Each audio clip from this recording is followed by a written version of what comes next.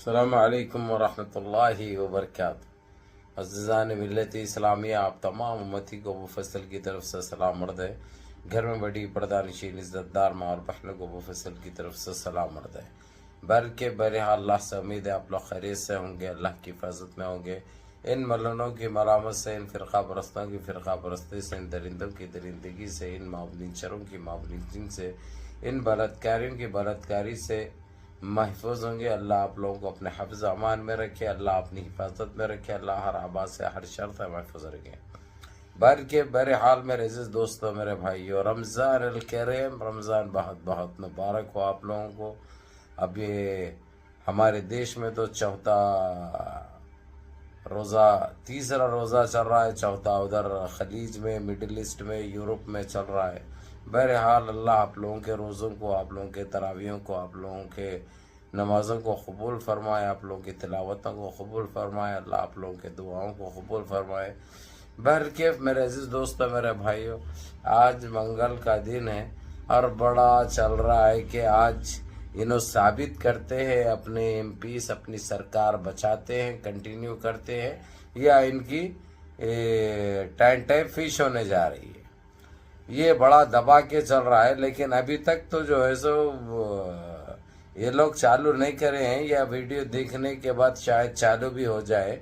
लेकिन आप लोगों को ये बता दूं, मैं हालांकि कल की वीडियो में बताया था आप लोगों को कि परिणाम ममता बनर्जी में और शरद पवार में डिप्टी प्राइम मिनिस्टर की बात होने जा रही है इंडिया अलायंस से। अब उसका भी फाइनल हो चुका है, ममता बनर्जी को सब चुन लिए हैं। यहाँ तक कि शरद पवार खुद अपने उस नाम से बाहर इख्तियार करे, उन्होंने उनकी सेहत के हवाला दिए उन्होंने, और ममता बनर्जी को सामने कर दिए, जो कि बहुत बड़ी बात है और बहुत अच्छी बात है। उसकी वजह यह है मेरे अजीज दोस्तों, मेरे भाइयों, वाकई शरद पवार की तबीयत भी नासाज है और वो अभी वो वजन संभालने के काबिल नहीं है। ममता बनर्जी में ये काबिलियत और ये चीज़ें मौजूद है। देखिए, सारी बीजेपी मिलके वेस्ट बंगाल में उनको हराने की कोशिश करी, जबकि उसके ऊपर एक हमला भी कराया गया, उसको इंजरी भी आई ममता बनर्जी को। उसके बावजूद उसने हिम्मत नहीं आ रही, एक अकेली तनहा लड़ती रही और वहां पे फिर सीएम वजीर आला बन के भी दिखाई। इनको चारों खाने चित किए, जबकि सेंटर में भी सरकार इनकी थी, पानी के वैसा पैसा भी वहाँ है। ये लोग हर वो चीज करके देख लिया, हासिल इनको कुछ भी नहीं हुआ। ममता बनर्जी की बहुत बड़ी जीत हुई। तो इसके मद्देनजर जो उसकी काबिलियत, जो उसकी दिलेरी, जो उसकी बहादुरी और देश को लेकर उसकी मोहब्बत, देशवासियों को लेकर उसकी मोहब्बत, ये सारे चीजें सामने आए।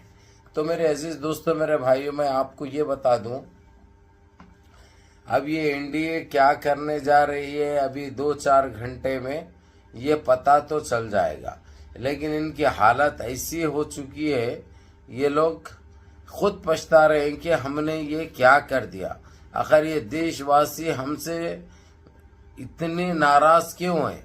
अब ये लोग का क्या था, इन्हों जो बोले वही, जो समझे वही, यानी किसी के लिए नहीं सोचते थे। ये इनको ये तक नहीं सोच रहे थे ये किसके वोट से और किसने काबिल बनाया इनको, इन्हों क्या करने वाले थे पहले, 11 साल पहले इनकी औकात क्या थी, ये सारे चीजें उनके जहनों से निकल गए थे।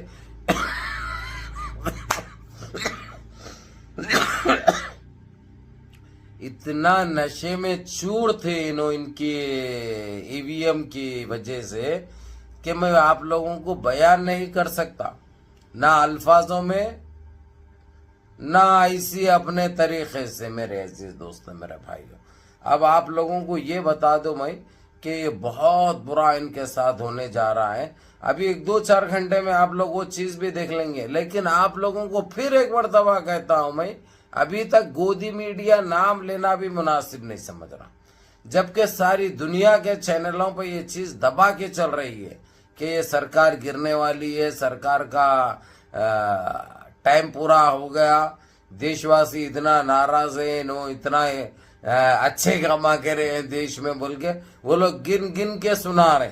11.5 साल की, और उससे पहले के वजीर आजम क्या मनमोहन सिंह का भी हवाला दिया गया, उसके बारे में बताया गया। यानी सारी चीजों को सामने रखकर इससे पब्लिक को, आवाम को कितना फायदा हुआ, कितना नुकसान हुआ इन 11.5 साल में,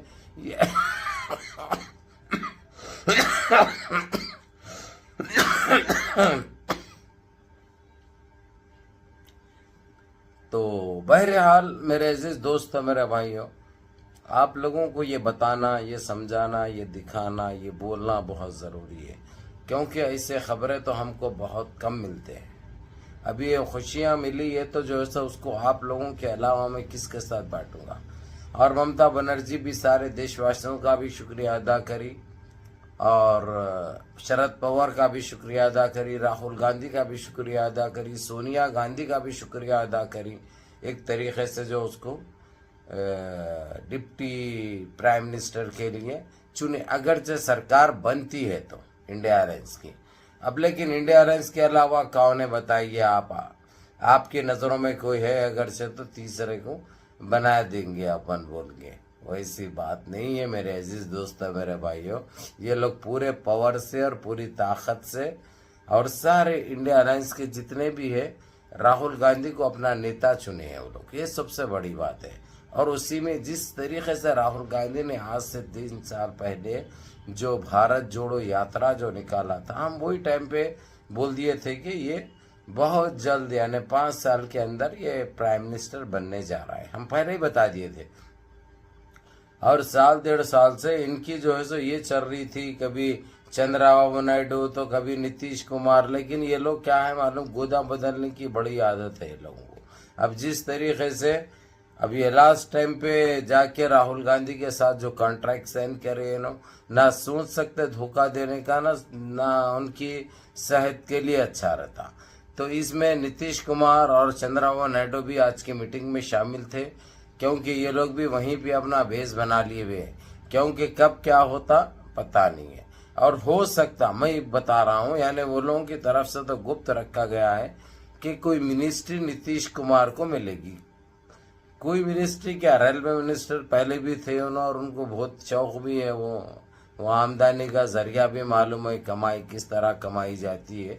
तो हो सकता है उनको रेलवे मिनिस्टर बना दिए, और इनको चंद्रबाबू नायडू को हो सकता फाइनेंस मिनिस्टर भी बना सकते हैं, क्योंकि वो काबिलियत और वो एक्सपीरियंस, वो तजुर्बा है उसके पास।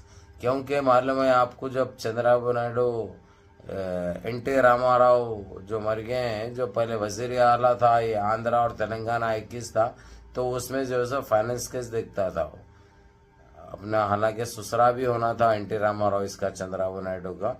उसके वहीं से उसने अपनी सियासत में कदम रखा, और जिस तरीके से कामयाबी और नाकामी है सारी आप लोग अच्छी तरह जानते हैं। तो ये चीज़ सामने आई है, अभी ऐलान तो नहीं हुआ, लेकिन हम एक अंदाज़ा जाहिर कर रहे हैं, क्योंकि ये दोनों भी उस चीज़ में माहिर है, तो इसलिए ऐसा। और डिप्टी प्राइम मिनिस्टर के लिए ममता बनर्जी को शरद पवार ने आगे किया है।